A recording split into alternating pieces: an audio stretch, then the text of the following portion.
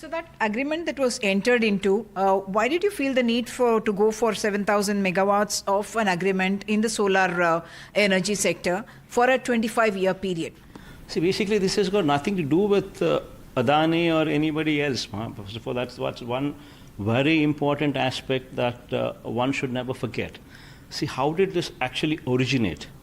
See, on September 15th, SECI, which is a central government entity, that is, central government writes to a state government, and in that letter from the central government entity, they very clearly mention that they appreciate the fact that whatever we are doing for the upliftment of farmers without further burdening the DISCOMs, while they appreciate the fact that whatever we're doing, and also they go one step further and say that we have also noticed the recent tenders that have been called by the state government for a 6,400 megawatt capacity, and we've also noticed that the least rate that you had obtained in those tenders was 2 rupees 49 paise.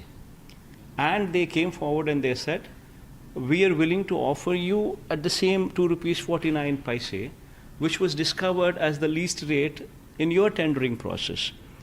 So if you're willing to take power from us, we are willing to supply that power to you at that very same rate of 2 rupees 49 paise at your doorstep, with a waiving off as a special incentive, giving you the interstate transmission charges waiver. And that was the content, that was the contents of the letter from SECI. Now you tell me, see, this would actually give us a saving of 4,000. I mean, that's exactly why we had gone for tendering first place, because we wanted to reduce the rate of procurement costs. Our average procurement cost is 5 rupees 10 paise.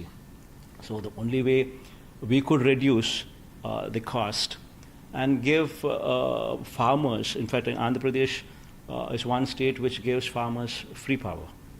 And it's not sustainable until and unless something drastic is done. So the only way something drastic could be done is to ensure that we bring in solar power at affordable, very, very cheap rates, and we actually are in a position to give this power to the farmers during the daytime. And that was the vision with which we started off.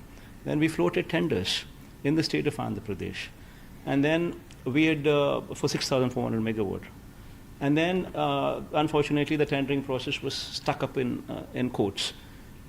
In the meanwhile, while that was stuck in the courts, maybe 10 months after that, in the meanwhile, we received this letter exactly giving us the same benefit of 2 rupees 49 paise per unit they're willing to supply, and which is also apparently the cheapest rate of power Andhra Pradesh has ever procured. It is the cheapest rate of power Andhra Pradesh ever procured, at 2 rupees 49 paise. And that 2 rupees 49 paise comes to us. Then how can any state government set aside a letter like that? I mean, if I were to set aside a letter like that, you would immediately comment, people like you would immediately criticize me and say, because it is central government, and central government gives you such a phenomenal offer, because it is central government, you set aside, because you have ulterior motives that you want to buy power from other private people. That's what you would say. All what we did was we just responded positively to the offer made by the central government, that is SECI.